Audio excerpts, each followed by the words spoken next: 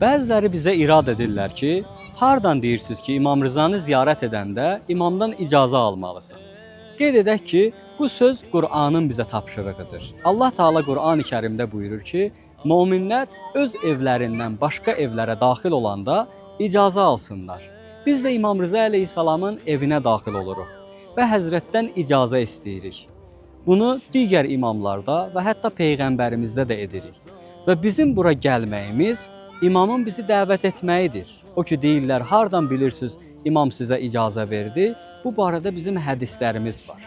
Bizi bura dəvət edən imam özüdür. Sadəcə olaraq biz imama öz ədəbimizi göstəririk ki, ey imam, mən istəyirəm evimə daxil olum və bu daxil olmaq üçün mənə icazə ver.